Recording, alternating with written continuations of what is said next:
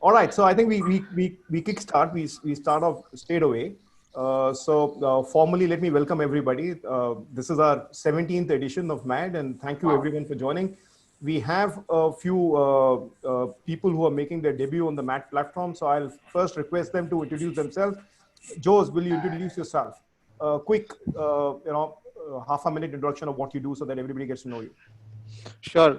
Thank you, Giraj sir, first of all, for the invite, and honored to be in this gathering, in this presence. My name is Jose Leon. I am the Chief Operating Officer for Indigo Consulting, a Publicis Group company, headquartered out of Bombay. I have 4 offices across India and 1 in Vietnam. Yeah, we are a digital transformation company, so that's what I do for a living. Yeah. Wonderful.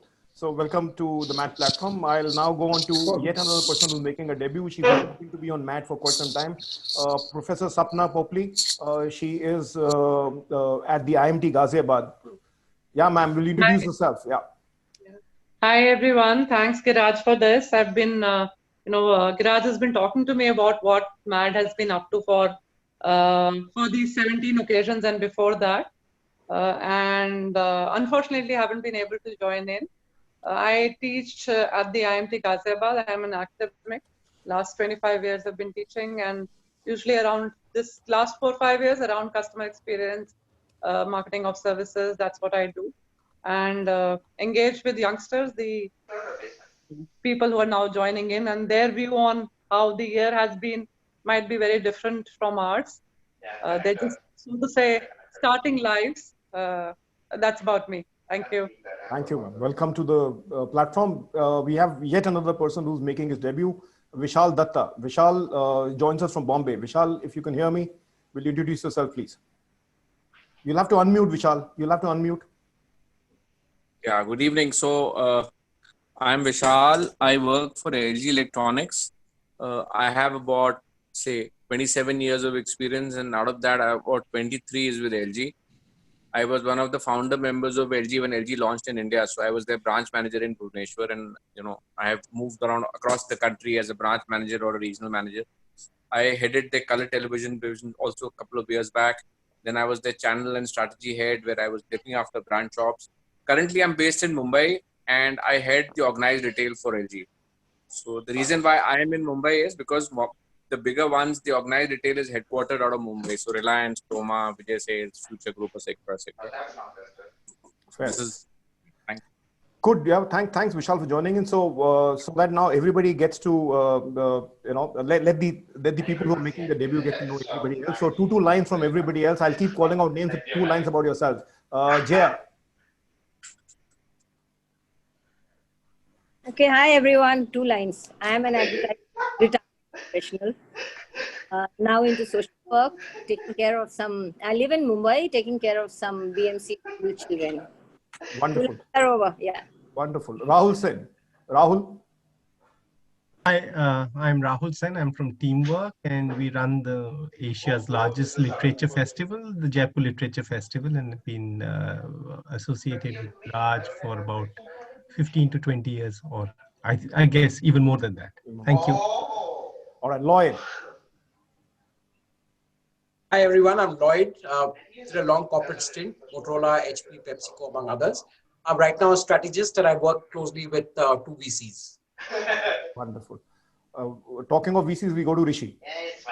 Hi, I'm Rishi Srivastav. I spent again 2 decades in the tech industry, primarily with Microsoft, and now I run a fund, a VC fund in South Asia. Wonderful. Shivendu. Yeah, I am with Shab for the last 20 years. I've handled marketing, technical support, and I'm heading sales for consumer division. Thank you. Sandeep Saab. Yeah, I'm the most, I think the most fortunate guy in the group. Right now, I do nothing. I'm in Nilgiris, still trying to figure out what I should be. I just retired in September and moved here after a long wait because of COVID. Let me put it this way. We are talking about aspiration. I think this is what I aspire to be. Yeah. Look at this. So you have the guts to do what you want to do and guts to say what you're saying. I think a whole lot of us are doing nothing. All right. Sanjay. Hi, this is Sanjay Sharma. I'm sure there's another Sanjay, so I got a little confused. So I spent about 15 years on the corporate side of brand management and product management, and then went on to be an entrepreneur for another 15 odd years, where we've been dabbling with setting up brand consultancy, advertising, design, and communication consultancy. And now I'm dabbling into film production as well. So super. That's me. Yeah. Wonderful. So I think a lot of us can pitch in for negative roles, We are all actors. we're all critics. So, Yeah. Yeah, Chitra. Hi, I'm Chitra. I'm a journalist currently with the Hindu Business Line, where I'm an editorial consultant. I look after 3 pages there. One is on marketing, and one is a new page which is launching on Monday. So today I'm a little distracted. Proofing work is going on simultaneously. So it's a page. It's basically a corporate insights page, and another on education. So that. Wonderful. Nari sir. Unmute. Unmute. You have to unmute, Nari sir. Yeah. My specialty is market research, and particularly with services and customer experience and so on. And right now I am kind of in Pondicherry and Bangalore, and doing a little bit of consulting on this, but a lot of work with mentally challenged people for a variety of opportunities and education and a whole lot of vocational studies and so on. So that's what is my full-time, even more hectic than it used to be with running things, because I had guys who ran it, but here you have to do all the hard work. So including fixing computers and stuff. So it's kind of great fun. So right now in Pondicherry, I head back to Bangalore pretty soon. Ashu. So I'm another market researcher, and Bala and me have had the good fortune of working together at M.A.D.D. I specialize more in qualitative market research. Have had a stint of working at the client side also at Godfrey Phillips, and now I run my own market research agencies for the last 20 years called Qualisys. Wonderful. Sanjeev. Hi, I'm Sanjeev, basically a marketing and sales person in the consumer durable and telecom industry largely. Now with BTM, doing again marketing work. All right. My name is Giraj, and let's get started. All right. So I'm sure, I think Apple is going to feature in our discussions today like crazy, and this topic today is something that has been proposed by Sanjay. So I'll keep going to Sanjay quite a bit. Sanjay, you need to sort of elaborate on what do you mean by when you worded it the way you worded it. All I'll say to kick off the discussion is that brands in the past actually shaped consumer behavior, acted as trendsetters. By initiating or by owning a certain trend. Brands today also put a lot of effort into identifying consumer trends. I mean, that's where people like Nari and people like Ashu are engaged. And they use this knowledge as one of the inputs for the innovation process. But what we are discussing today is whether brands merely follow trends nowadays and are failing to aspire consumers, aspire their lifestyle, their consumption, or, even living per se, of their own. Or are they simply following trends? That's, Sanjay, is I think the essence of what we are discussing today. So over to you, Sanjay. Why don't you sort of start off? Yeah, hi. Absolutely, Giraj. I think you phrased it quite appropriately.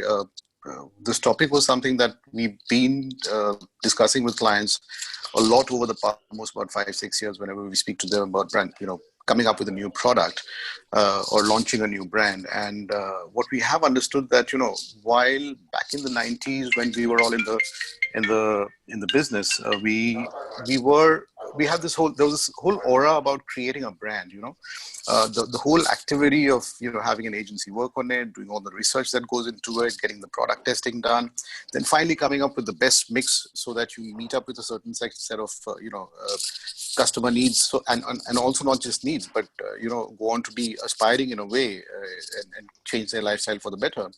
that I think has become the barriers of entry for a brand were very high at that point of time. And today what we see is that, it's very easy for a brand to actually get into this whole process of labeling a product and putting out in the market. It could be for a smaller kind of consumer set, or it could be, one city, two city, it could be even a home kind of a brand, homegrown artisanal brand.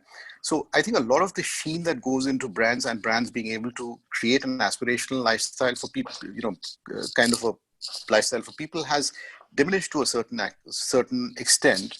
Also, three more factors which I'd just like to talk about before opening it up for everyone is that, when India opened up in the 90s, we saw a certain surge in disposable incomes.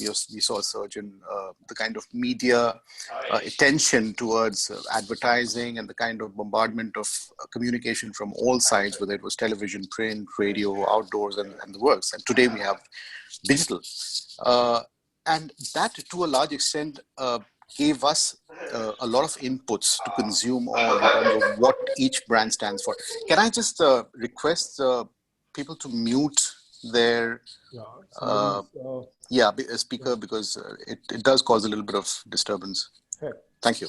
So, higher disposable incomes, access to media, and of course, there is this whole thing of non-accessibility of certain things which are shown in, how brands relate to certain situations. Like, for instance, if you wear a particular suit, you could probably be the high-flying CEO, go in a chopper and, there'll be a Rolls Royce waiting for you. So that was kind of aspirational at that point of time.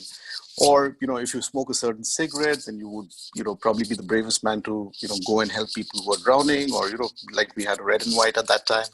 Or, you could have a cola and be someone who could do death-defying stunts to go and achieve the impossible against nature. Like you could be the thumbs up guy. So those things today, I think, are becoming a little difficult to recreate for a generation today, which has access to almost all kinds of information through different channels. And even accessibility to a lot of things which were earlier difficult today has become very easy. For instance, I could just, own an island lifestyle somewhere. I could just go and rent out an island for a few months and live that life. Like, I was just reading something about what is happening in Hollywood Hills recently in the pandemic, where TikTokers have got together and they have taken these huge, mansions there, and each one of them is doing their own thing inside that, probably, 200-acre mansion. Now, whether it is access to a car, or whether it's the access to the, chandelier-lit, 100-seater dining tables, or, the ballrooms or everything. So they're kind of portraying a certain lifestyle on TikTok, which otherwise used to be a celebrity life. And Hollywood Hills, the community is now saying that, ban these guys. They're coming here and creating this ruckus, having these late night parties, and, completely shattering what we all stood for, which is like a very aspirational kind of lifestyle. And today someone can just rent it and be a part of it. So I think that is where the difference is, where today it's becoming harder for a brand to kind of from scratch to build that kind of an aspiration of a certain quality of lifestyle, vis-a-vis what it was, say, about 15 to 20 years back. And today what we see is like, what happened in the case of Tanishq recently.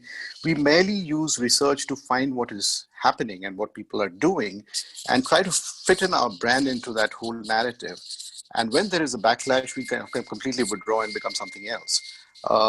Cricket is another example where we see a lot of brands in IPL season suddenly become the biggest endorsers of cricket. And they feel that, you would for a moment imagine that there is, this brand only does cricket. But, once the IPL season is over, for the next 11 months, that brand does nothing about cricket. They don't support young players. They don't do any kind of work on that, to nourish or to foster that whole environment. So the point is that we just look for probably occasions where we could fit in and be a part of a group following trend rather than be trendsetters ourselves. Very few people internationally, probably very few brands would have managed to hold on to their ground and do it. Of course, coming back to Apple, continues to remain a trendsetter and continues to become remain an aspirational brand. But barring just a few, I guess, I mean, today I would call it Tesla or an aspirational brand to a certain extent.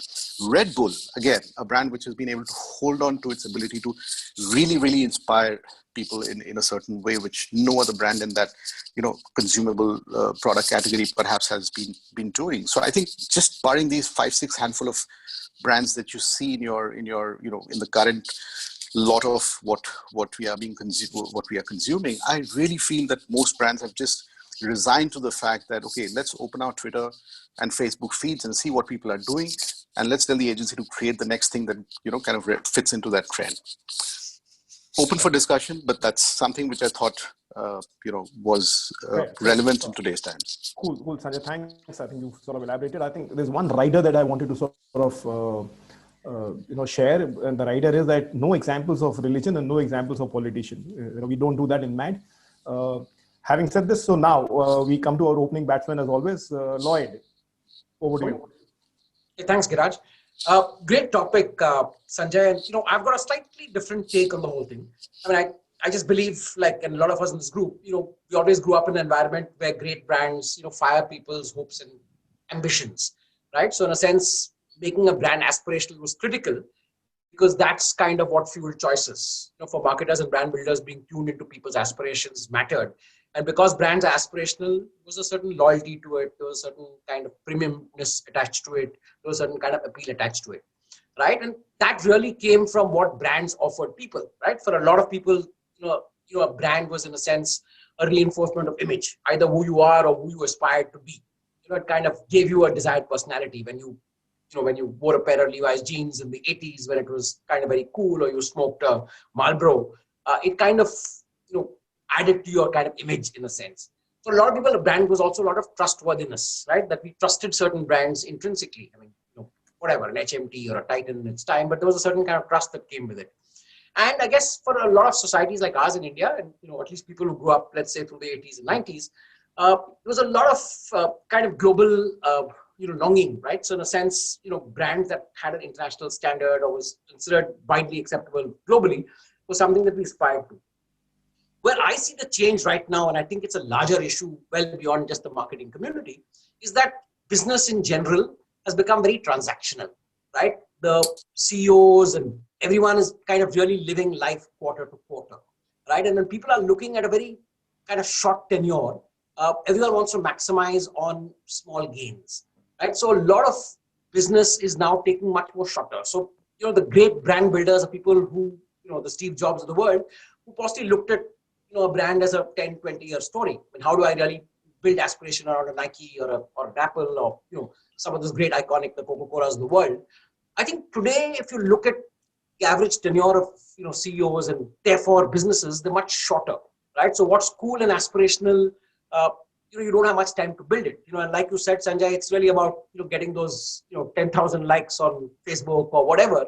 So a lot of it is transactional. A lot of it is about hustling people to buy, as opposed to building a much longer term story, which to my mind is a corollary of the fact that business terms of the life of business has become much shorter. The second thing I want to really bring into this discussion is the fact that does it need brands to inspire people anymore? And my belief is, again, the world is changing on its head. Younger people, have a much larger vision of the world. And unlike kids grown up in the 70s and 80s, I think their ideals and inspirations are far more immediate and far more people like them, right? So if you ask any young person to list down his top 10 aspirations or inspirations, names like Zuckerberg and such like will shoot up as individuals, right? If a 20-something or a 30-something could build a mega empire on the back of a great idea, I mean, why do I need a blooming Coca-Cola or Levi's to inspire me, in a manner of speaking? So I just think that it's a reflection of changing values where people are today. And two, it's the fact that the world has become more transactional. Attention spans have shrunk. CEO tenures are shorter. Investors are demanding quarter-to-quarter results.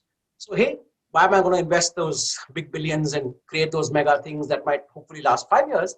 If I can, eke out something smart and good over 3 or 4 quarters, show great growth, get promotions, get my bonus, I'm done for. So I think it's a mixture of these two parts, and possibly therefore wanted to also bring this aspect into the debate. Wonderful, Lloyd. I think so. Coming back to one of the points that you made, where you're talking about, that it's simpler for the CEO or the head to follow a trend, pick up on a trend. Why reinvent the wheel? Why invest money in sort of creating a trend? Pick that up and go in and exploit the trend as long as it does, and then drop it. Drop it when there's something new comes along. Pick that up, right? That's what you said. Okay, let me get somebody to respond to this. Nari sir, can you respond to what Lloyd just said? Thanks, Giraj. I agree with Lloyd's point about it becoming transactional, but it's a matter of perspective, whether you see it as transactional or whether you see it as the whole idea of brand has changed. Now, my view is that all of this at the base is a result of the fact that you can now monitor behavior directly. Earlier, you couldn't. In the 50s and 60s, you never knew who is actually buying your brand or who was actually looking at what when they were walking the markets to examine in their consider phase of purchase, etc. But now you have analytical tools. You can monitor behavior straight away, and you see what people are doing. One of the things that has happened is that the market research as an industry has got killed. Yeah, or at least the whole definition of market research has become completely analytic centered rather than data centered. Now, therefore, when you can see behavior, you don't need squishy, abstract things like brand. In fact, the whole thing on who needs a theory, when you can see behavior, you can do predictive analytics, and you can predict that on the next Monday, these guys have a 90% chance of ordering a pizza. I hit them with a promo before that and I sell them the pizza. It may look like transactional from one perspective, but what it looks like is brilliant business from the other perspective. So number one point is that the behavior is visible. Number two, and I think this is a slightly controversial thing because whenever I mention it, guys pounce on me, is that, the whole idea of brand is a bit of a bakwas. Okay. Now, let me tell you why I say this. In the 50s and 60s, there was no accountability on what you're getting in terms of results for all your ad spend. You couldn't say, sales or nobody, you only knew what sales was happening. And one of the stories that the advertising world came up was, hey, you're telling me you're not getting sales because of your ad spend? Guess what? Your brand is getting built. Now, that couldn't be proven. You can only measure using brand tracking, etc., etc. So the whole thing about brand is getting, the famous cliche about 50% of the advertising is wasted, etc., etc. So now, the moment you have accountability in terms of what I'm spending on marcom spending, I can measure accountability. I can see what I'm getting. The whole idea of brand just vaporizes. The only thing what is left are results.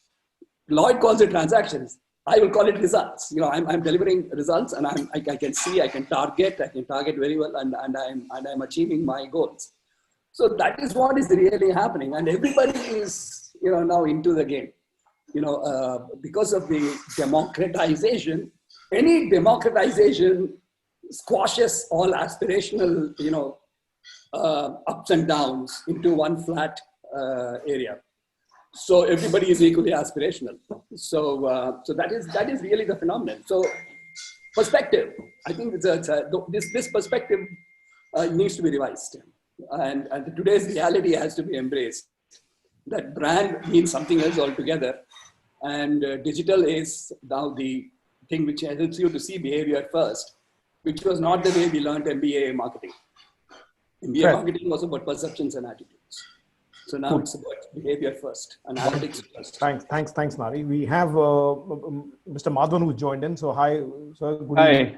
I hope you can hear me because I'm trying the new mic today without the headphone. I hope you can hear me. No, wonderful. It's you're loud and clear. Wonderful, excellent. So hi everybody. Sorry for being late, and therefore I might have missed some of the fun and some of the insights. So I would be probably repeating some things, but as usual, my good friend Nari has provoked me. In fact, I just thought that after listening to him for the past 5 minutes, I thought Nari and I should do a YouTube live or something. We'll probably shake up a whole generation. because we share an interest in music, but we otherwise like to argue on many things. And one of the interesting you would need me as a moderator. Otherwise, absolutely, I need the moderator. Digital blows. We'll do it someday. But the reason I'm telling you this is because I'm in many ways, or in some ways, the opposite of Nari. I'm Narayanan Madhavan and he's Narayan Swami, but the similarities kind of end there, because I'm a completely qualitative person and not a quantitative person. But I have a huge respect for quantitative research and analysis, in which Nari is the expert. I've also dabbled in various things. My personality or interest or inherent hardwiring is towards psychology and sociology as a discipline, as an intuitive discipline, as opposed to observational discipline. I connect with it. And I also dabble in spirituality, and which is where I bring in, by spirituality, I do not mean the typical religious sense of the term, but it's all about what does the thing inside the human being, which is broadly called the soul, want, really. Okay. So this aspiration thing, I can take it from a soul perspective, and in which, thanks to Maslow, who I discovered very late, maybe after 40 perhaps, I suddenly realized that Maslow, from a psychological perspective, also makes tremendous sense from a spiritual perspective of, I want to write on this someday. I'm trying to connect the dots between Maslow and the chakras. Okay. Now, my point is that aspiration is a fundamental human need. Okay. Aspiration. So it's all about where the aspirations are, and you're not selling products for brands and brands for aspirations, as it is broadly understood. I have reverse engineered or made it counterintuitive and say, you are actually selling aspiration itself. That is the product. And the best insight for that came from our other Jat Bhai, R. Balki, who said that he's not selling Fair and Lovely, the cream. He's selling self-esteem as a product. Fair and Lovely is just a prop. You can throw it away. In fact, the most interesting thing I have found this week, my big discovery this week, is that Vogue magazine has changed. If you look at Vogue India, guess who's on the cover of Vogue India this month? Guess. The Lieutenant General lady? It is a lady, but it's, from what I understand, no, I mean, I've not been studying the issue date, but what I saw in Khan Market yesterday, when I went with a mask on, is that it was Geeta Gopinath, the chief economist of IMF. Okay. And before that, one person who I follow on Instagram because of a very interesting personality is Trisha Shetty, who's a lawyer who's just had an accident. And she's a very outspoken feminist lawyer specializing in human rights. And Vogue had a special photo shoot with her. Okay. Ask yourself a simple question. If in the 1960 to 80 period, if you had tried to think of Vogue as a magazine, it was all about fashion and clothes and all, in which you sold fashion and clothes as the product, okay? And the models, the Vogue model was the archetype. Now the archetype has shifted from the model to the achiever woman, because that is where the social aspiration lies. So you're actually changing the brand to suit the aspiration, not the aspiration to suit the brand, okay? Or rather the other way around. I mean, you're tracing where the aspirations are, and the brand identifies with the aspiration, which is part of a social, let me bring in Nari here. I call it, Nari, the social algorithm, okay?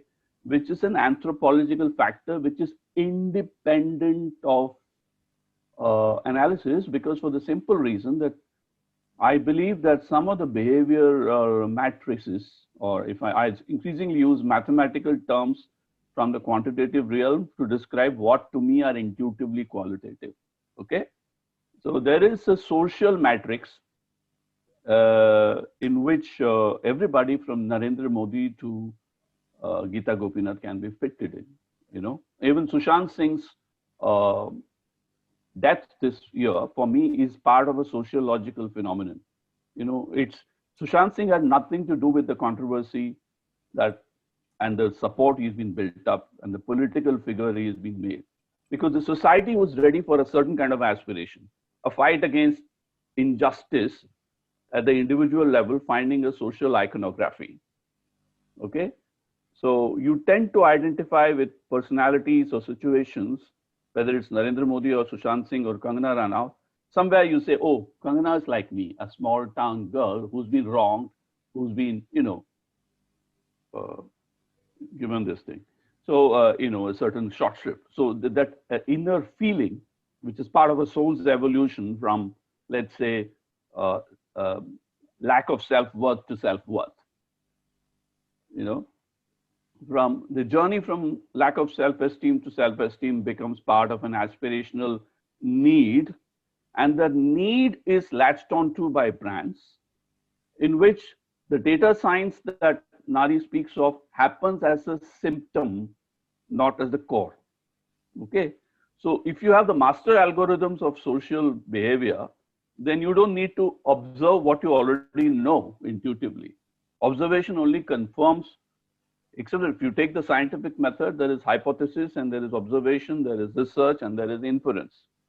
But there is this whole business of whether you can find that master algorithm, in which case it's like a master key where you can find. This is what Steve Jobs was all about.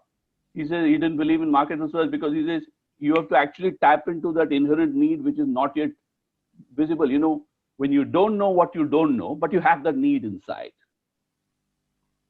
That is the Steve Jobs approach to brand, and that's what Apple as an aspirational brand is all about.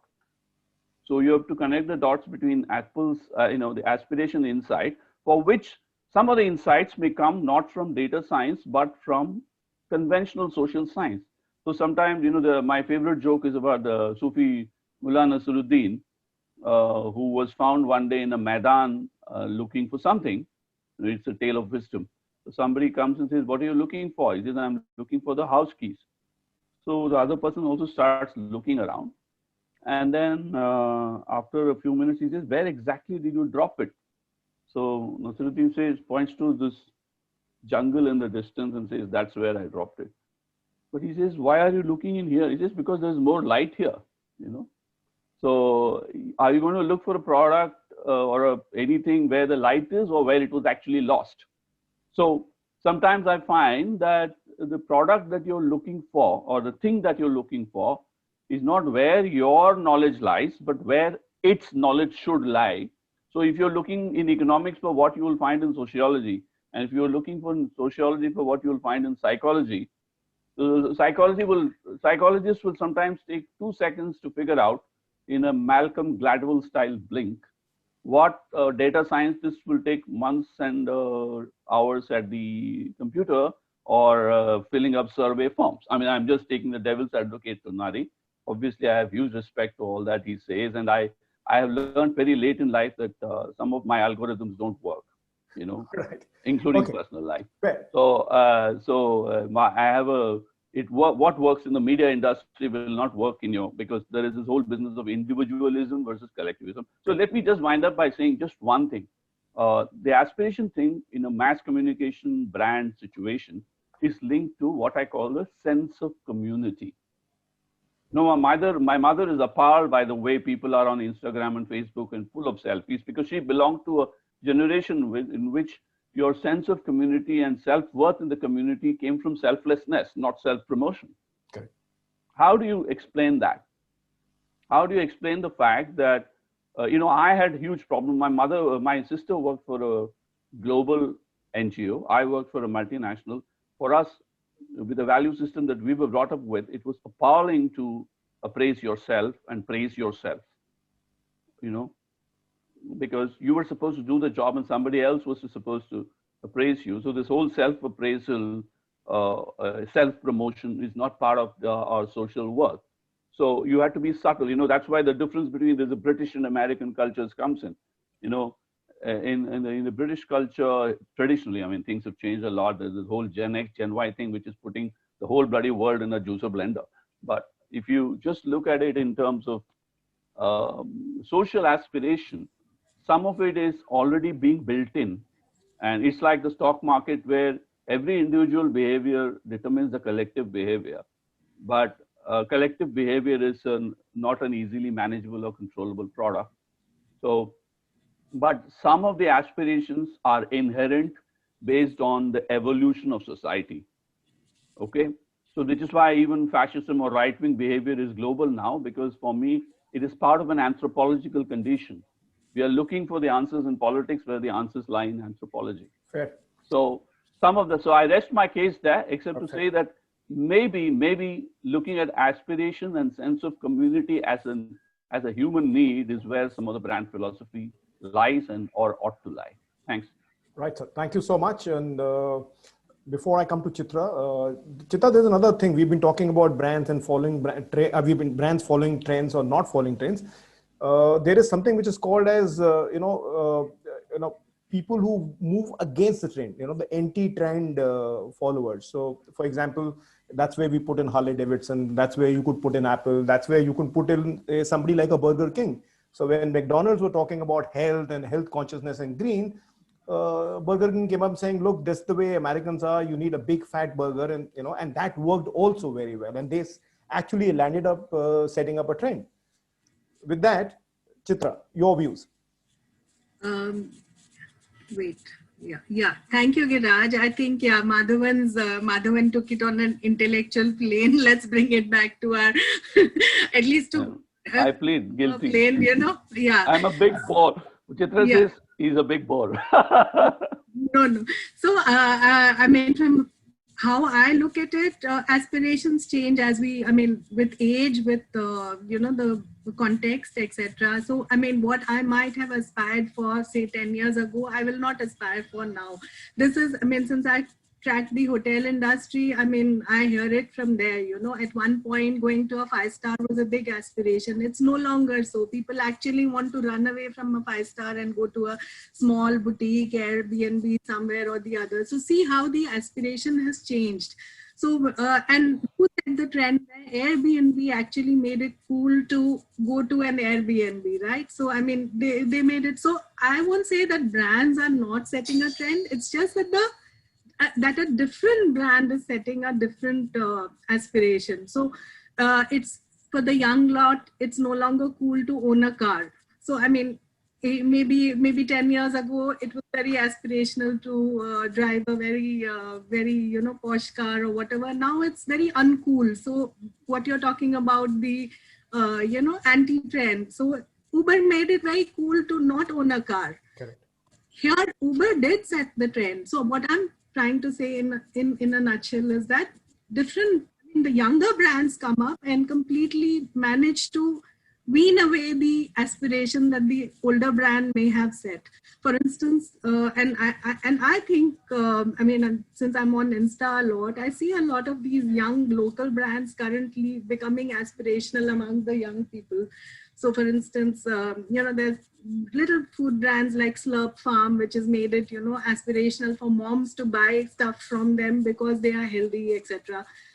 So, with context, the aspiration changes. With age, aspiration changes. We are all envying Sandeep sitting in the hills and, so for us, that's also an aspiration. So at different points of time, there are different aspirations. And a younger brand might have the ability to spot that aspiration or to set the trend and pull away that aspiration. Fair. I'm tempted to step in and comment a bit on Chitra. Chitra is absolutely right, but I think you'll have to locate whatever Uber and Airbnb are doing within what I call the social algorithm. The social algorithm right now is to be celebrating individual liberty, as best exemplify the LGBTQ thing, which is what, everything from second marriage and gay marriages are being celebrated by brands like Tanishq and all that. We've been seeing some of them. Okay. So some of it is related to the social tendency towards liberal progress, environmentalism, and health consciousness.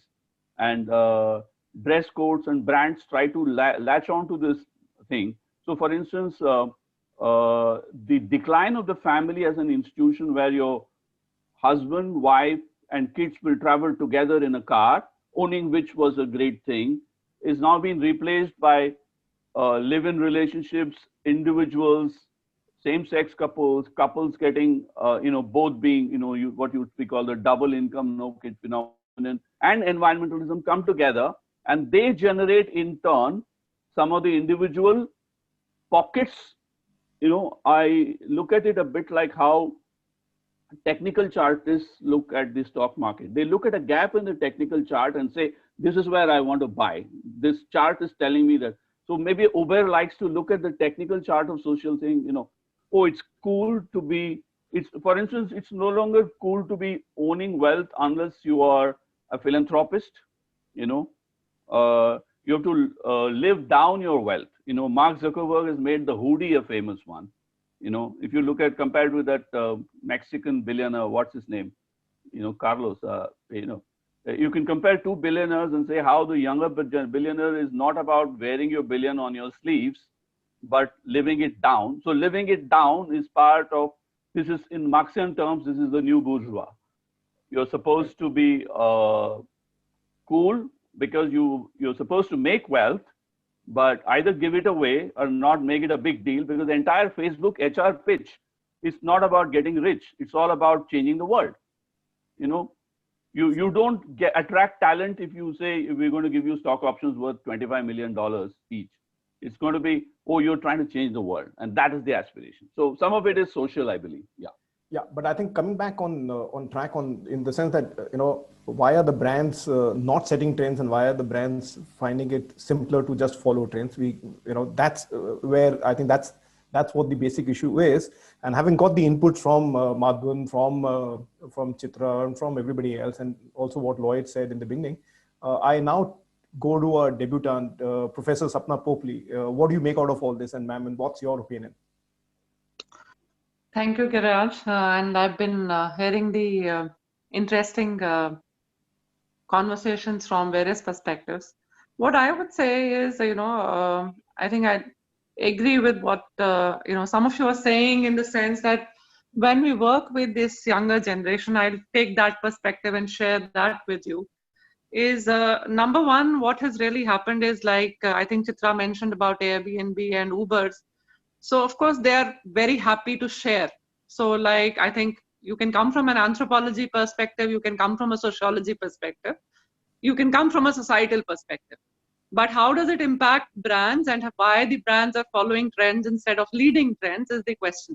Yeah. So all of these things put together, ultimately the one, of course, you can see that brand loyalty is not something that you see very often now. It's you don't find people as loyal to brands as they were, and it can be a function of many of these trends that have been mentioned.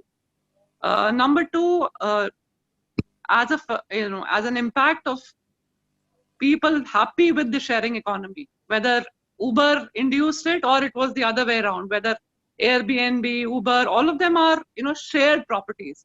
So it is shared brands. The sense of like, I think in the last somebody was saying, wearing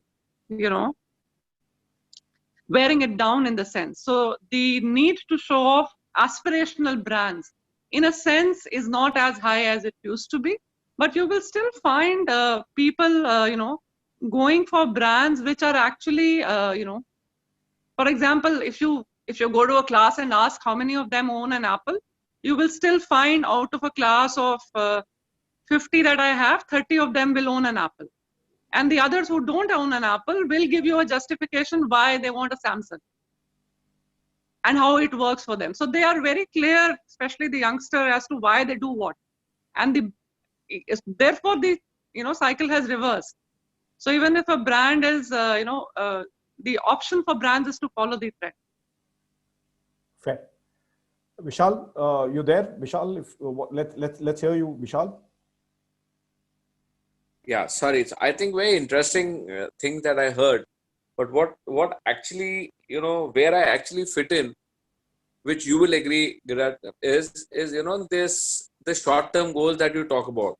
So most of your bosses today, when I talk about a boss, I'm talking about the CEO of the company, and it goes down the line, is actually looking at his current year, evaluation. And that current year evaluation means the first thing that he needs to do is he needs to achieve his target, because everything links around to that. all this performance bonus, And when you talk to some of the people and feel that, this is short term, but they'll give you the story, listen, but the entire team is dependent on me.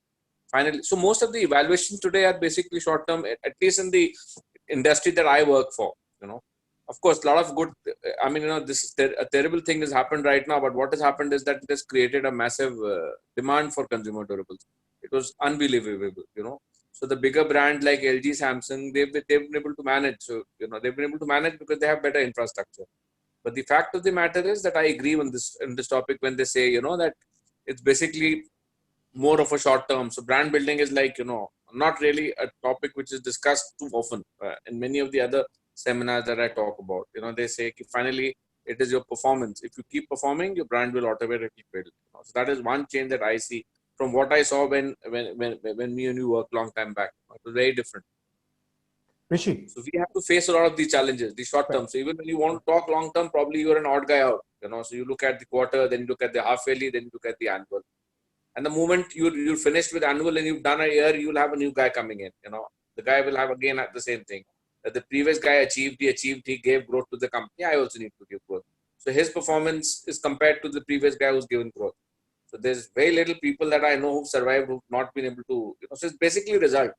And that result also, I would say short term, a year or two. So what you're saying, Vishal, is that because there is this pressure of getting those short-term results, therefore nobody wants to invest and figure out or create a new trend. What they do is simply to, the low-hanging fruit of identifying a trend and following that trend. Yeah. Yeah, to a large extent. Fair. May I? Yeah, Ashu. So I feel that, being able to ride on a trend or whatever is topical is in itself aspirational. Yeah, right. Yeah. And there are lots of themes that the digital medium throws out in terms of issues and topics, and big brands aren't usually able to latch onto those topical themes, etc. Whereas the younger brands are quick enough to do that. So, for example, Amul, for example, still remains aspirational because of its topical thing, that it continues to pick up issues and talk relevant stuff, and even the youth sort of admire that brand as much as the oldies do, for example. So I would tend to feel that riding on a trend, which we used to think is being a conformist, is not a good thing. But for this generation, and a lot of us, we feel being able to latch on to, pick and capitalize on it and talk something relevant on that and sort of connect it to the brand is very aspirational. And people think that that's a very smart brand, that's a very innovative brand, and is able to talk what is in with the times and moving with the times. So my feeling is that why are we questioning the fact? The fact is, what is aspirational has changed, and we are talking of aspirational to be what we used to think was aspirational. Also, the other thing is that we needed larger than life communication to create that aspirational feel, and usually mass marketing and mass media was allowing you to do that. Now that mass media is not available to a lot of brands, and they're not using that medium anymore, and you can't create that larger than life feel through communication, which you were able to do that. I mean, remember those Coke ads and Pepsi ads and those grand themes, and creating such an aura around you, and you taking you to some world which you never saw, and etc. Those things are dying out. We don't want to do all of that, and brands don't even have the monies or the correct medium now to do that. So they're having to use mediums which don't allow that larger than life feel and that old concept of what was called aspirational. Yeah, but Ashu, also there are a lot of cases where in that hurry to adopt a trend, brands have picked up trends randomly without even testing out whether it fits into the brand's value system or character. And yes, the advantage is that if they realize that it's a misfit, they drop it, and people maybe is very short and they come back with a new thing. So I think that's another aspect which in the long term or even in the mid-term will land up damaging a brand because one doesn't know what the brand actually stands for. Having No, but said this, I think Giraj, not having a point of view, if they take too long to react to something or not even share a point of view or not even say anything means that's okay. starts giving a feeling that you're a laggard brand. Yeah. So having an opinion in itself is very important.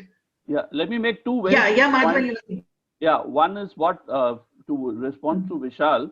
Vishal said talked about short term and performance and all that, and I think that is where strategic planning is very important for brands because the short term performers will always look at what is down ahead, which is what there's a hilarious viral video about Shekhar Gupta saying between this tomorrow and the future tomorrow there will be many more tomorrows. So that's where strategic planning is very important for brands, where somebody at the corporate office sometimes has to redefine aspirations.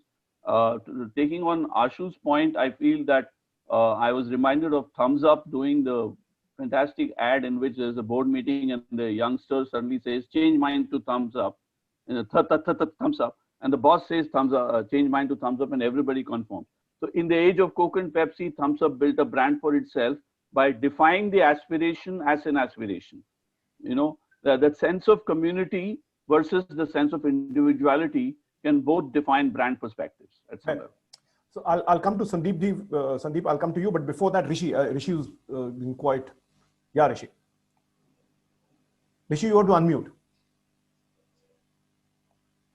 Right for that. Yeah, very interesting conversation, and I'm going to. I think I agree with this. There's nothing on what anybody said which can be, which you can disagree with. But I was just thinking up, the topic of our brands really building aspirations today or not. I think that question, it also, it depends on who's asking that question. One of the things I noticed, and you can tell me, Mr. Giraj, what's the average age of the people on this event? If you ask a less than 35 or a 30-year-old, their perception of brands relative, let's say me, who at 53, when I started to work at Onida with you, of course, at that point in time, building a brand was creating a pull. It was a push, actually. It was, larger than life advertising and stuff. And I think things have changed. So short answer is I'm on the side where I think brands still create aspirations. I'll give you an example. I had the pleasure of meeting Brian Chesky at Y Combinator. And, I asked him, I said, how did he come up with this idea and what's his, his number one passion for Brian Chesky is to create a 7-star experience for consumers. And he says, the brand will emerge from that experience. And I think this is something that we're seeing. And that's a function of the people who are the mass consumers today. Mass consumers are not people at our age. Mass consumers are, especially in a country like India, with a young country like India, are people who are actually, my kids' age. And they have aspirations. And I think brands do a good job of building that aspirations. I'll give you an example, although I'm not on the side of whether they're doing a good job or not. But if you look at Cred, right? Cred started to spend a lot of money on cricket, and there's a lot of interesting sides to that. But the fact remains, he is trying to create a brand, and even in his advertising, he was trying to show, get to the older audience like me, with people like, Udit Narayan and the other singers. Yeah, exactly, right. And but if you see the Cred adoption, and they haven't done very well by the way. Financially, I wouldn't invest in that company. But the fact remains that because of his track record, he managed to raise a lot of money, and he is creating brands. It's just that he's doing it differently. He's doing it one user at a time. I think that's the single biggest difference between when I was, let's say, at Onida in 1992, or when I was running marketing at Microsoft in 2003 versus now, because the audience has changed dramatically. The audiences are people who, who aspire for things after experiencing them. So brands are taking a route which is not a push route, but a pull route. So they're saying, come experience me. And when you experience me, I'll give you the best possible experience, and that will build the brand. That's point one. And the second one very quickly is that, there is no such thing as a long-term brand. And actually, I've done this because I invest in the tech industry. You look at the tech brands in the last 20 years, 10-year fees, almost all companies with the exception of Microsoft have actually gotten out of the top 10 companies, whether market capitalization, growth rates, whatever. So Google is stuck around. Facebook is much younger. All the new, the Snapchats and the Airbnbs and the others come in there. So brand life has gone down. If you're a brand manager, you would actually take the easy route of saying, let me just get onto the trend. But if you're a founder, I think brands get also set by founders, right? When I go back to the Onida experience, when I go to many iconic brands, founders don't build businesses. They build something which is bigger than themselves. And that's how a brand emerged. And that's true for even for Airbnb. I mean, it's a great brand. I mean, I relate to Airbnb, the experience that they provide around the world, right? And I think that has changed. So yes, brands still do, aspirational marketing. They do it to a different set of people. They do it differently. Fair. I know Jaya and Shekhar would like to jump in on this, but before that, we'll go to Sandeep Saab. Sandeep, you've heard a lot of people, and you heard. Why don't we get Jaya and Shekhar to jump in? I'll come in later. Achha, all right. So, Jaya, you're smiling, so start. Okay, before Jaya starts, just to answer Rishi's one query, barring me, everybody in the group is above 30. All right? Absolutely. Yeah, Jaya, over to you, Jaya. Yeah, thanks, Giraj. I think first I must say that I actually believe that as long as the society exists, aspiration will exist. That's my belief. And I think the aspirations change as the society changes. Larger than life will also remain in many ways, except again, when the people change, their definition of larger than life may change. It's almost like, saying a human being doesn't stop laughing, doesn't stop crying, doesn't stop feeling sad, doesn't stop saying, I want this, this, and this. So these are all inherent emotions. And as long as these inherent emotions are there, aspirations will exist. Okay, coming to whether brands are able to do these aspirations or not, and I'm going to be specific to the younger generation, because if we go beyond the younger generation, it becomes a very big topic. So if we segment it to the younger generation, I said, now that I'm not as young as the younger generation, let me talk to a younger generation and find out. In fact, I was quite tempted to this young girl of 23, and I was chit-chatting. I said, why do you buy whatever you buy? Where do you see it? And how does it work on you? It was very interesting. Of course, she is studying abroad or whatever, spent a lot of time in India in her schooling days. So she's got a mix of both India and abroad. The first thing that came up was what actually inspires her is being socially right. Socially right in the sense that the brand, the product should not be killing animals, using child labor, sending people for mica in the mines, and so on and so forth. Then maybe there's some brand she mentioned about about spectacles, and she said that they would give one free to an underprivileged child every time you buy one. So these are kind of things that motivates the younger generation. She said, my generation gets very highly motivated by these kind of ethos if the brands carry. If they kill a wolf and then put a fur on a jacket, I would not buy it. So I said, okay, fine. Where do you get all this information from? Then I was told that the information comes from nowhere except social media in a big way. So this generation that we are really talking about is one single researcher. So it can't be a blanket statement. It cannot be generalized. But what was understood was that they are consuming a lot of information about brands through social media. And on talks about a certain company product which does some misdeed, then it becomes a brand that should be not looked at. Having said this, I ask then if you're picking up a brand, is anything that is influencing you other than the social media. So the greatest influencers apparently are bloggers and influencers on social media. So that it is also an aspiration, that when you're looking at a blogger and a blogger is telling you something, you are aspiring to kind of imitate or be like that blogger or an influencer who's giving you this information about a certain brand or a product which you're going to be consuming. And I said, okay, this is getting very serious now. We are only talking about social and so on and so forth. Abhi, you are a 23-year-old girl. What happens to lifestyle and fashion? So she said, you know, the state we are in, auntie, we don't have money to buy big things, but we go for the fast fashion brands. So I said, okay, now what's a fast fashion brand? Look at H&M, look at Zara. They have such, you know, they are capable of immediately changing the designs and the look of the product. If we are looking for something which might be, you know, almost like a big brand. So I'm getting a feeling of wearing a big brand, but I'm not spending that kind of money because of the company that H&M and Zara is really catering to. So I said, okay, that looks like that, you know, you're getting again inspired or aspirational of saying that I want to wear that particular brand, but I'm not in a position to wear it. Here is a substitute which is called a fast fashion, providing me a similar kind of stuff, but at a much lesser cost. So that aspiration of wanting to buy that big brand hasn't gone out of this 23-year-old's head. It still exists.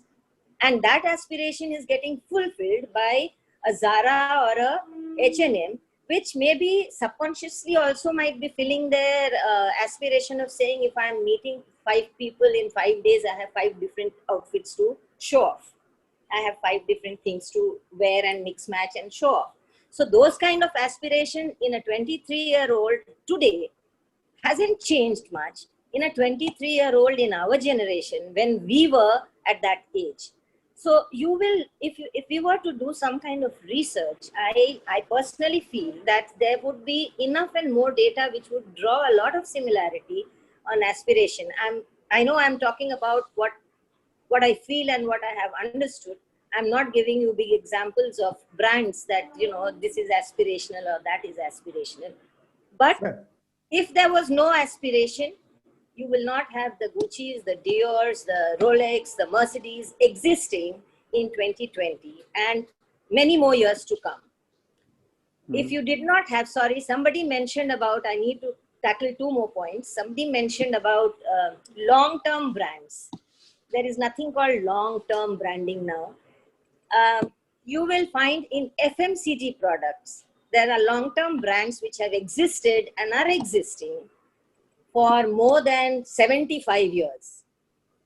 Lux, for example, Surf, for example, you know, cigarettes you pick up. So that long-term branding, I believe it still exists and will continue to exist if the company thinks that the brand needs to be on a long-term basis. And my last point, I think somebody mentioned there is nothing called brand. I completely, totally object to it because I don't think that's a very fair statement to make. If there was no brand that existed, there wouldn't have been, again, companies existing with their brands and products for so many years, only and only because they have invested money in sales. I'm sorry. Brand. We will debate that, Jaya. We will debate. We will have another match session when we will debate that. But I think before we take it further, let's go to somebody who handles the kind of insights that you talk about, which is Joe's. Joe's, your take. You've been listening very patiently to what everybody's saying, and you are one of the rare practicing managers. You churn in data and come out with digital solutions for your clients. So your reaction to all that's been discussed. A very insightful session. You know, I'm kind of honored to be here. Do brands, you know, still continue to aspire? Yes, they do. Somebody on the panel. Sorry. We have a signal issue with Joe's, I think.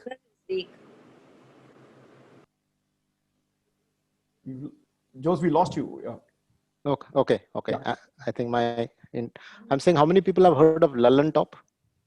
Yeah, heard of Lallan Top. The YouTube channel. Yeah. Lallan Top. Yeah. How many people have heard of Shays? What is that? Shays. Yeah, Shays. S-H-A-Z. How do you spell it? Yeah. So see, Lallan Top target audience is a tier 2, tier 3, you know, content consumption platform, right? It aspires a lot of people. You know, does Carrie Minati aspire any one of you on the panel? Right? some lot of us would feel, detested by the kind of content that Gary Minati has, right? So it all depends on who is the user, and from a Lux Cozy, Ganji to a BMW to an Adidas to a Nike to a Google, there are brands are powerful and they continue to aspire people, right? So yes, there are new things coming up because my elder one, she just turned 22 today. Today is her birthday. She doesn't aspire for a iPhone. She can afford one, but she doesn't aspire to have an iPhone. It's not aspirational brand for her, right? And the young ones, they are wired very differently, right? And everybody is wired very differently. Adidas, right? Look at that. They started this whole trend of conscious consumption. Recycling nets from the ocean, and 11 million pairs of shoes sold. Is it aspiring? Yes, it is aspiring. Colin Kaepernick, Nike campaign, right? Was it aspirational? Absolutely aspirational. Google, PNG, I work with so many such brands. Every brand is investing in aspiring the target audience. So I would say it's no more. Why I took the example of Shays is because the owner of Shays is a good friend, right? But if you remember, they were on full page, front page, and on Economic Times, on TV, and that to 3 minutes, 4 minutes on TV. They would have pumped money like nobody's business, right?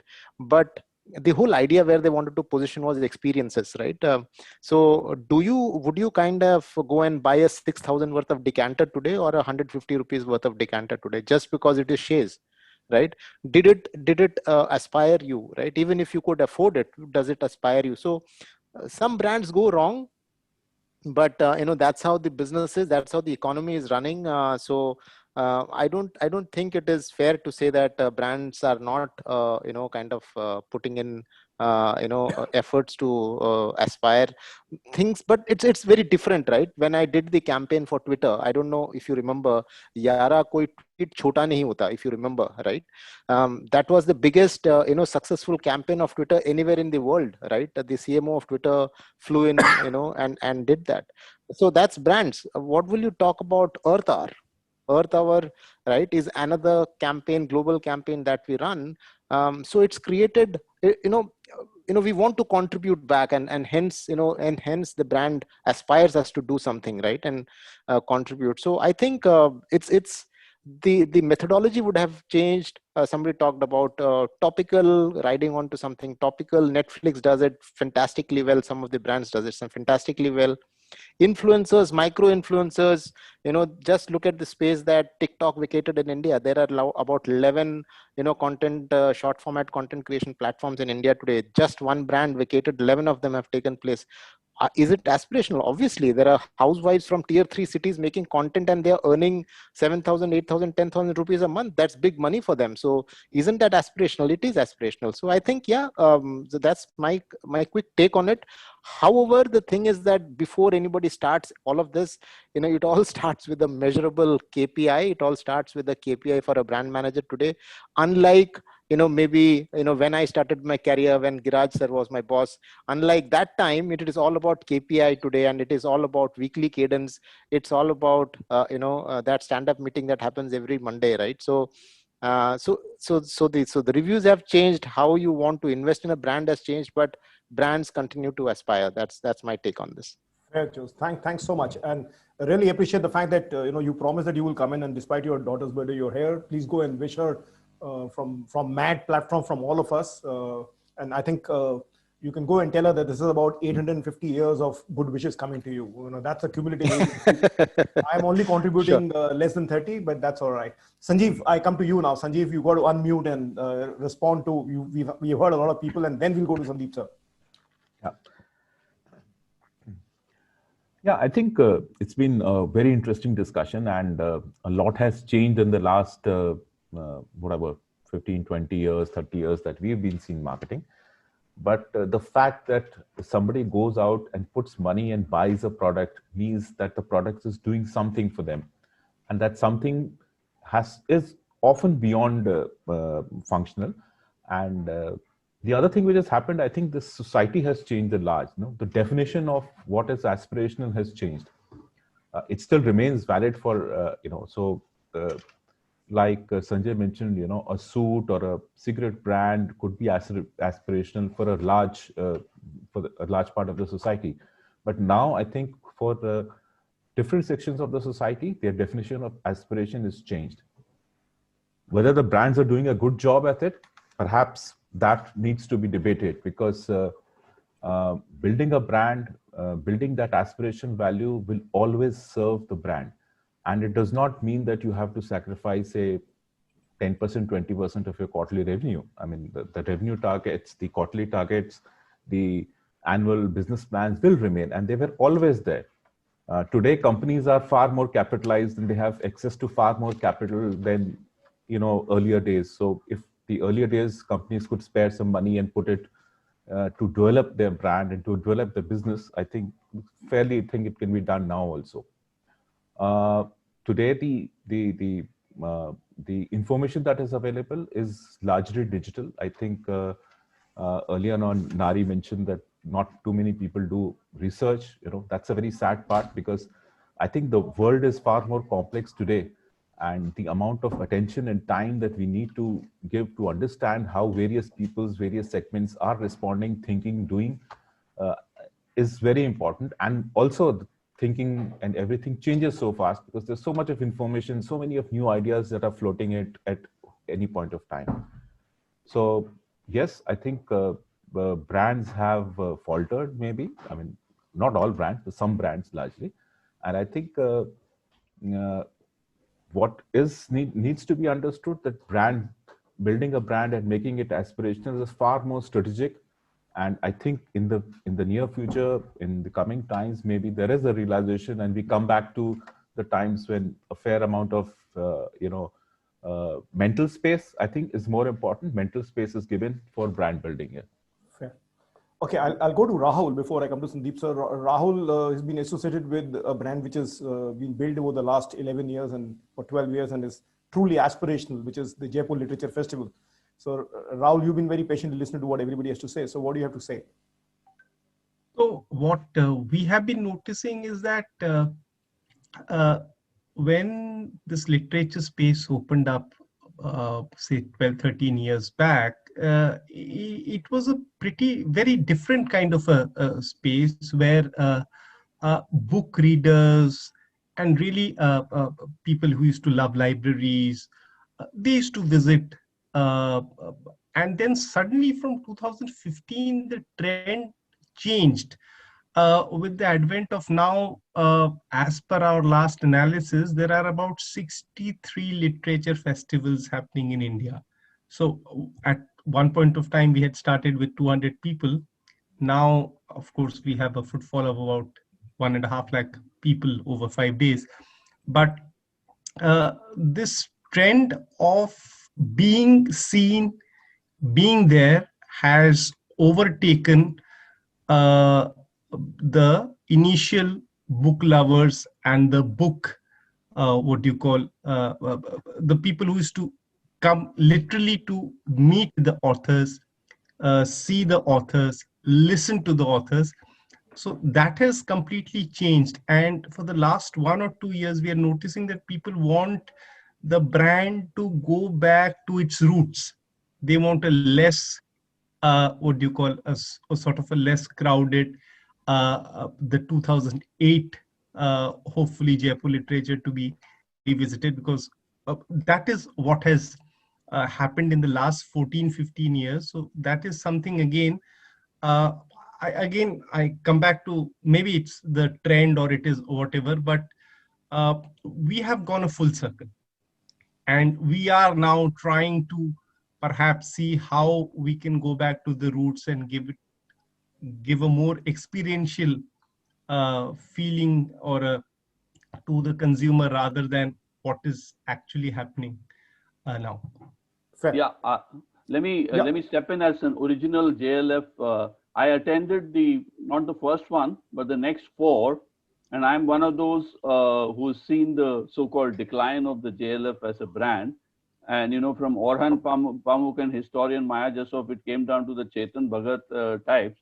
And partly because of that's where the money was, because the publishers appropriated the brand, because for them it was a fantastic brand building opportunity for the authors and the mass selling books. So this whole business of brand is never too far away from the actual production, because sometimes the production, the brand exists to serve production lines or assembly lines. So if you're going to produce something 1 lakh copies of something, you can't have a brand that will only sell 10,000. So you basically align the brand values to the product margins, profit. So some of that is inevitable, but in that, like Coca-Cola went to classic and came back because it didn't work. And so sometimes you have to spin off a new brand. After all, Thumbs Up is a Coke brand, please remember. So they couldn't put the same brand values on the same product. So sometimes it's very important to realize that. But I have to say two very important things from a point of view of trying to capture the topic that is today. One is that in 2011, The Economist magazine came out with a special report that wonderfully captured the times that we are living in from a brand perspective, which is, it called it The People Formerly Known as the Audience. That's the title of the report. So you no longer have the concept of the audience anymore, because everybody is talking to everybody somewhere in a private message on Instagram, on Twitter, on WhatsApp. So it's all converged, and so you can no longer control the message. And to that extent, the implications for brands are different. The more easy, low-hanging fruit is this whole influencer business. The other interesting thing I want to say is that historically fashion was the aspirational thing, because fashion as a social thing corresponds to mass production as a concept. So now but remember, there used to be two short one-liners, they say style never goes out of fashion. And so there's always this analysis of how to compare style with fashion. Some brands identify with style, some identify with fashion, and some convert style into fashion. So this is where the politics of aspiration lies. And what this new technology does, this whole social media technology that fragments this entire media industry does, is enables lots of small players playing on the style segment to coexist with those that have the fashion segment based on large-scale production, large-scale media spends, and large-scale profiting from volumes. So you need to look no further than one word, which is indie. Look how the word indie has become so cool. Indie actually means nothing. Anybody who's not a big brand can be indie, whether it's music. So you can be an indie brand, so to speak. A local homemaker can become a chef or a baker and put a brand around it. I have a brand in my area called Mom's Kitchen, okay?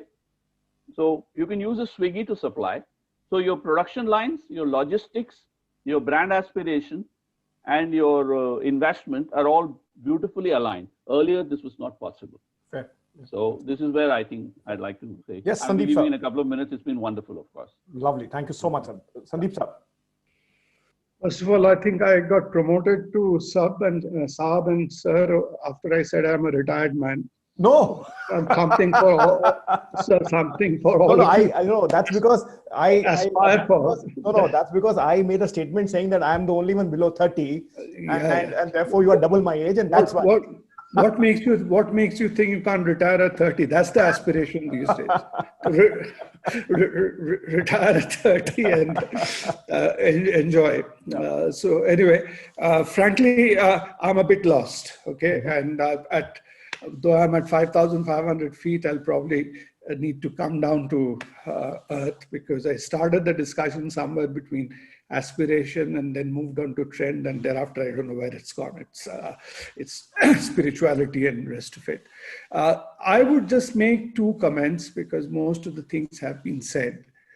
One, I totally agree with Jaya and everybody else who said is that aspirations will always remain, but the nature of aspirations change. And the second thing which changes along with that is, like everything else, the shelf life is changing. So what, for us, what used to be an aspiration used to see at 20 and expect you will get it at 50.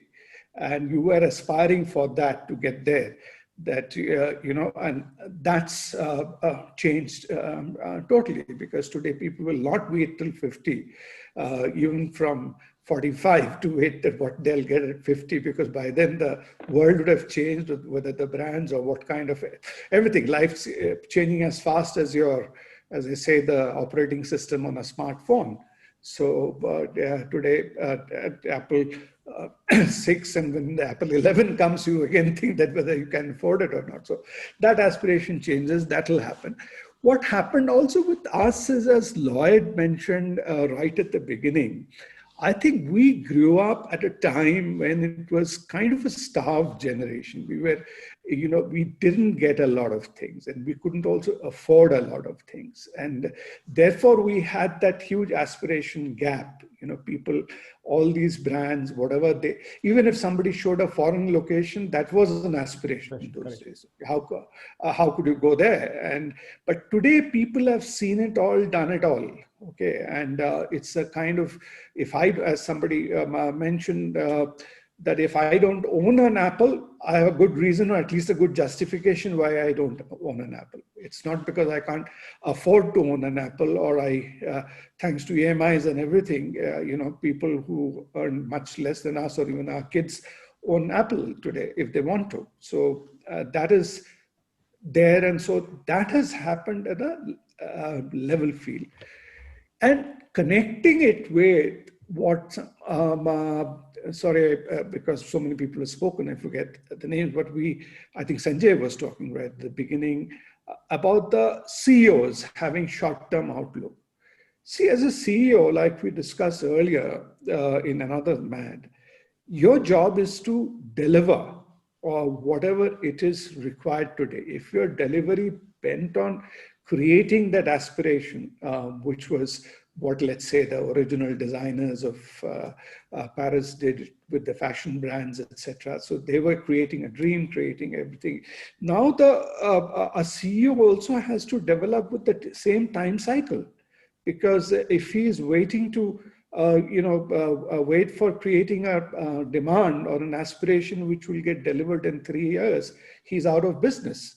Because people like Chitra's daughter, their aspiration change from day to day, so they'll have to also be catered to in that manner. So I don't think, therefore, trends I would really equate with aspiration, because trends, I think, are created out of aspiration. People are somehow trying to create that demand by creating trends, and I don't know how much you can anticipate trends. But that's the change, to my mind, which has happened. And going back to Madhavan's favorite, spirituality, even spiritual aspirations have changed. Earlier, somebody would meditate for his whole life to go to a certain level. But today, you want to get there right away by going to a Sadguru or a Sri Sri who will give you salvation in 2 minutes. So and you want to go to a guru who is fashionable rather than go to somebody who is Sandeep, small correction. It is salivation and not salvation anymore. Okay, so whichever way, you don't have to do that. So that shelf life is all curtailed. Anyway, I've also gone all over the place, but I think that's the change which all of us are grasping with, that aspirations have become short-lived, fast changing, and how do you do? And last point to Bala, in terms of research, I keep thinking, I'll just share this thought. When I think that when we were in Levers, when I used to be in Levers, I wouldn't say, to launch a new variant of a soap would take you 2 years, because you first research the concept, then you research the perfume, the color, everything. Today, I'm surprised that new variants, new products are being rolled out in 1 month's time. And I don't know how these guys are doing it, whether it's on Tukka or because nobody has the luxury. Today, if suddenly sanitizers have become the thing, you're going on launching all kinds of sanitizers, maybe the same bloody stuff, which is being sold, one for the toilet, one for the clothes, one for the hat. But they're having to do that. And our days, then you one damn variant of Lux. I think Jaya was talking about Lux. I remember it took 2 damn years. And, you have the perfumers coming from Paris, each one making a presentation, then you going into research, they going into research and all the rest. Then the advertising, it doesn't take 2 years lifespan. But today, if somebody waits for 2 years to launch a new brand of soap, you're out of the market. So therefore, to that extent, I suppose research, people are doing less of research, not because there's analytics available, that could be a substitute they're trying to put in, but they just don't have the luxury of time anymore. And that's how the world is changing. Sanjay has something to say. I'm done. Yeah, I just wanted to add to the point that, the barriers of entry for launching a brand have completely, disappeared now. It's very easy to do it. It doesn't cost you tens of millions of rupees to do it. It can be done at a fraction of a cost. And if it doesn't work, you move on to the next thing that you want to do. So immediacy is the, yeah. Sanjay, hold your horse. I'll come back to you. I think Shikhar has not spoken and Suvendu has not spoken. So I'll come to Suvendu first. And then Ashu is wanting to sort of come in and add a point of view. Yeah, Suvendu. Sir, I'll share something from what I have learned from you. And actually, Sandeep Ghosh sir has taken the words from my mouth. This is exactly what I was trying to say, that neighbors envy owner's pride. And there was one word which is frequently used by you, Giraj sir, this is Okad. So as long as people aspire for Okad, as long as there is a requirement for enhancing the Okad, I think aspiration will remain. But as Sandeep sir very rightly said, that the time gap, when our generation, we aspired for something because it took a lot of time. But for current generation, the consumer base is increasing today. So there are different kind of aspirations. There is wide aspirations among people, and India is a diverse country. So there is a huge opportunity for brands to encash on aspirations. And as Ashu madam also said, that now people are deciding based on influencers through social media platforms. So there is a opportunity for many number of brands to create aspiration. Not earlier, it was few of them. Now I think there is an opportunity for many brands to pitch in, because India is diverse and everybody wants to purchase and enhance their Awqat. Thank you. Yeah, one small point. This is my favorite one-liner. I've been planning to reveal it in the future, but I'm doing it exclusively for you. Wonderful. Based on Suvendu, which is because I also sometimes tweet in Urdu and Hindi and Tamil, which is and it captures the spirit of the times, and therefore I may be a bit pompous in this, which is that my line is, "Haisiyat badhne se auqat nahi badhti," is to be said in Rajkumar style, which basically means that traditional brands tried to sell off haisiyat as auqat. The new age Gen X, Gen Y, Gen Z branding philosophy is that your haisiyat doesn't mean auqat. So your Hilton may be haisiyat, my Airbnb is auqat.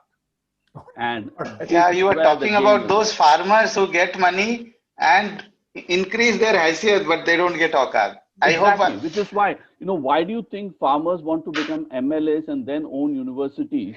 Why do you think, that we are back to Maslow, we are back to Mohinder Chauhan, what's his name, Ramesh Chauhan of Parle, who fought a battle for, against Pepsi entering India. He said famously once that it doesn't matter if you get your hands dirty, if you can wash it later. Okay, this is a famous thing.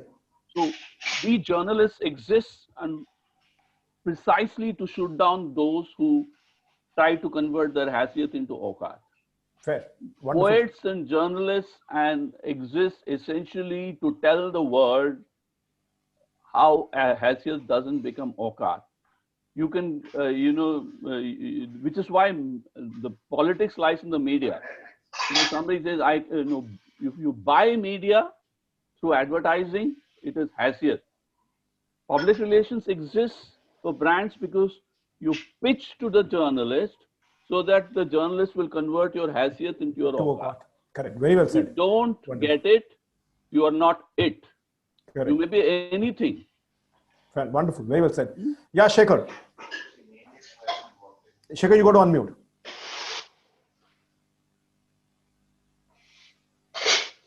Shekhar, you got to unmute and start. Well, it's been a fabulous discussion so far. I am sorry I was late, but from the little I heard, I agree with almost everybody who pitched in, as Madhavan, Sanjeev, Jaya.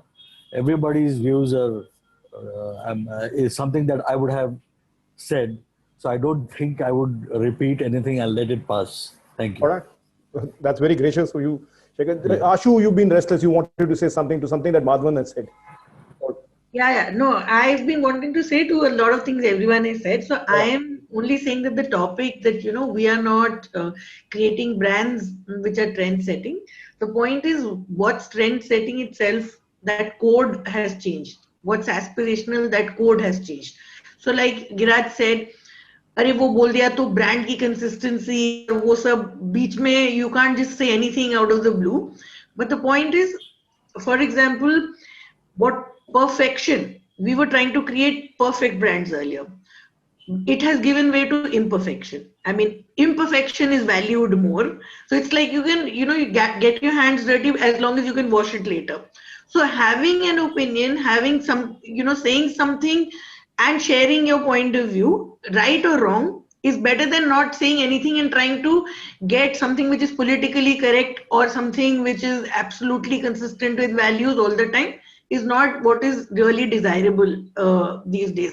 So, for example, even people owning up that, I have depression or I have these sort of health issues, you wouldn't want to create those things, tell others. But nowadays it is more desirable to hear somebody having those issues and, that person is more honest, etc.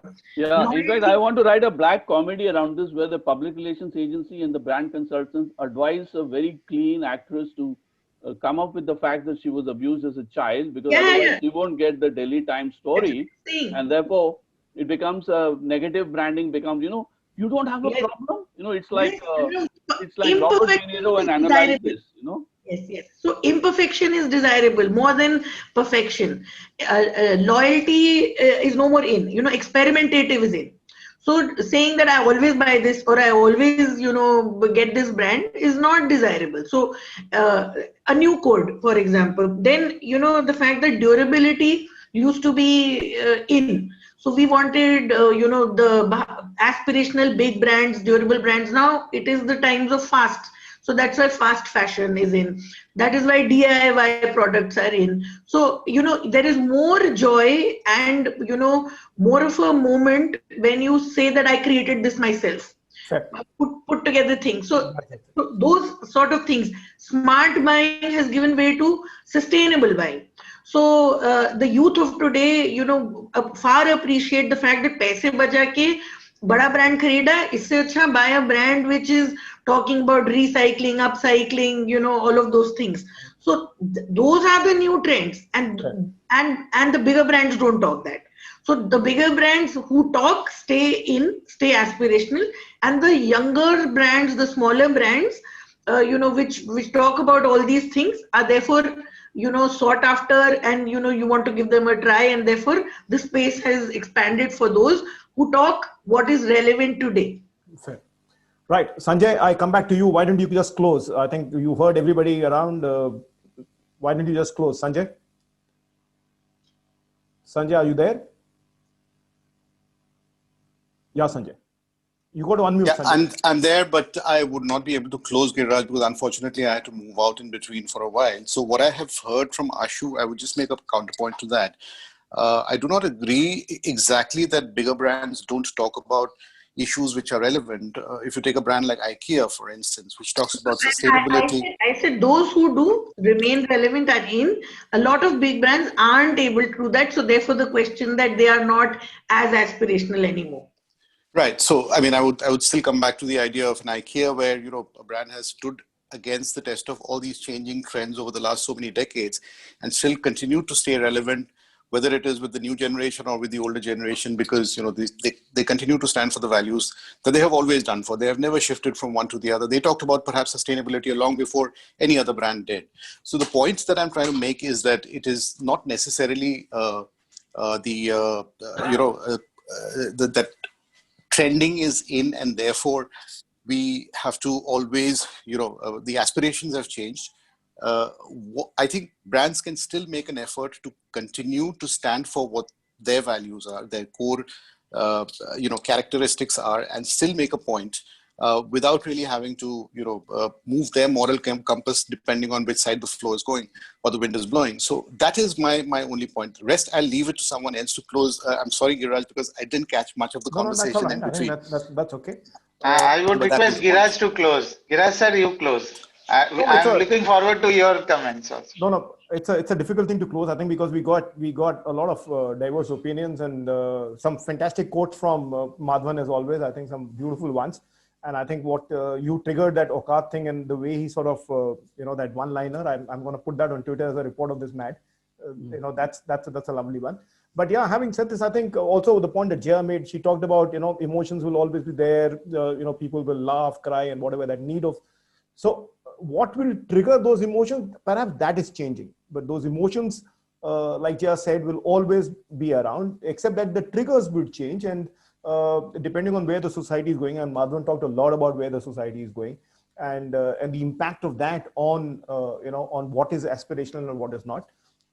Yes, all brands will eventually, even if it's a long stay or a short stay, brands will want to aspire people, because that is what will make a guy take out the wallet and pay for the brand. So interesting. Aspiration, I think, is still around. And yes, there is going to be a very interesting debate where we'll get Madhavan and we'll get Nari, and we'll talk about, and Jaya, of course, where, we will debate whether the brand is